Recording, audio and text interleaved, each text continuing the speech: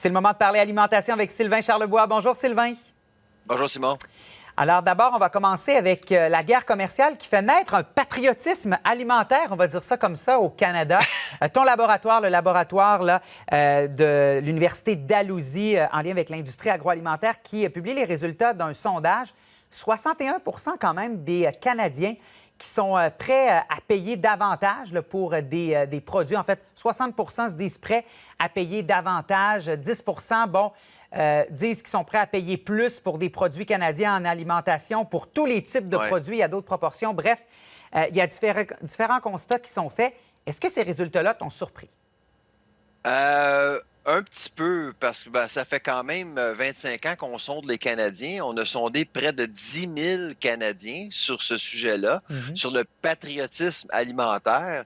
Et on a demandé carrément, êtes-vous prêt à payer plus cher pour un produit canadien, 10 à 15 de plus? Et la réponse, en fait, nous a surpris. 61 on n'a jamais vu ça, en fait, en 25 ans, là, vraiment. Là. C'est sûr que c'est un sondage. Il faut prendre ça avec un grain de sel, mais ça veut donc dire qu'il y a beaucoup de gens qui sont prêts à payer beaucoup plus pour des produits locaux, des produits canadiens. Donc, c'est une bonne nouvelle pour nos transformateurs de chez nous, pour nos producteurs de chez nous, parce qu'il y a vraiment un vent patriotique dans les épiceries ces temps-ci. Et est-ce qu'il y a des catégories de consommateurs qui sont plus sensibles au patriotisme canadien là, en lien avec l'alimentation? Les boomers, eh oui, les boomers, clairement, là, vraiment, eux, ont été interpellés pas mal par les menaces de Donald Trump, les menaces d'annexation, là, en fait, du 51e État. Je pense que les boomers, vraiment, recherchent davantage des produits locaux. Il y a aussi l'aspect socio-économique. Il ne faut quand même pas oublier que les boomers, généralement, gagnent plus que de la génération Z qui commence leur carrière actuellement. Donc, la génération Z, essentiellement, est beaucoup plus sensible au prix que les boomers à ce stade-ci. Là. La confiance envers les détaillants d'alimentation là, pour la stabilité des prix, on peut dire que ce n'est pas nécessairement gagné. Il y a peut-être des leçons ou des constats que doivent tirer les géants de l'alimentation. Oui, absolument. Ça, c'est l'angle de mort pour les épiciers. Bon, évidemment, on voit la fleur de lys, on voit la feuille d'érable partout dans les épiceries ces temps-ci. Mais il y a un doute, là. Il y a pratiquement la moitié des consommateurs qui pensent peut-être que les épiciers pourraient abuser, pourraient gonfler les prix en profitant de ce mouvement pro-canadien, pro-québécois-là. Donc, à mon avis, pour ce qui est des épiciers, il va falloir faire attention, là, rassurer les gens, rassurer les gens qu'on n'exagère pas, là, parce qu'évidemment, il y a eu une crise de confiance ces dernières années, puis il ne faut pas nécessairement prendre l'avantage de la situation. La question de la transparence aussi, parce qu'on l'a vu, je le mentionnais dans un reportage plus tôt cette semaine, il y a une augmentation des plaintes en lien avec l'étiquetage. Est-ce que le produit est vraiment canadien ou pas? Ça aussi, il y a une responsabilité des géants de l'alimentation, des différentes affiches qui sont apposées.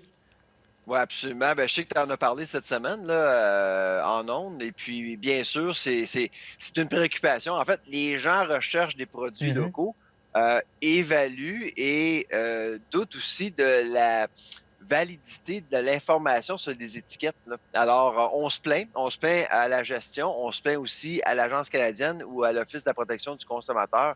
Et j'encourage les gens de le faire parce que, évidemment, ça permet aux épiciers de faire des ajustements pour s'assurer qu'on suit la loi, quoi.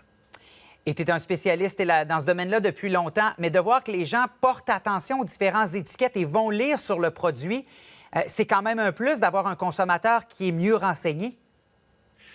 L'indifférence tue, hein? Moi, j'adore j'adore voir les consommateurs qui sont vraiment engagés, qui s'intéressent, qui étudient, qui tentent de comprendre ce qui se passe. C'est un peu ça qui se passe actuellement, là.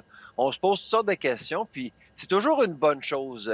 Quand on voit des consommateurs arriver à l'épicerie, puis sont un peu indifférents, ils se posent pas trop de questions, c'est là qu'on voit des problèmes émerger. Alors, à mon avis, là, tout ce qui se passe depuis 2-3 mois, c'est une bonne chose. On va prendre le positif. Maintenant, on va parler du prix du chocolat qui augmente fortement à l'approche de Pâques. Peut-être que vous êtes en train de magasiner les petits cadeaux de Pâques, les petits chocolats de Pâques, c'est dans 2 semaines. Pourquoi on voit le prix augmenter? Et c'est pas la première fois qu'on en parle ensemble du prix du chocolat, mais il semble depuis l'an dernier, on voit plusieurs hausses.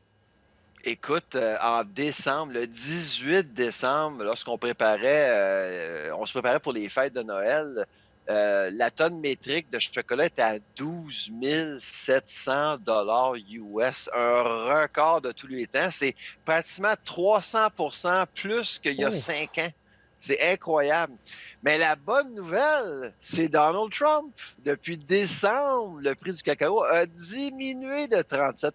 Pourquoi? Parce que on anticipe un ralentissement économique partout dans le monde avec ce qui se passe à la Maison-Blanche.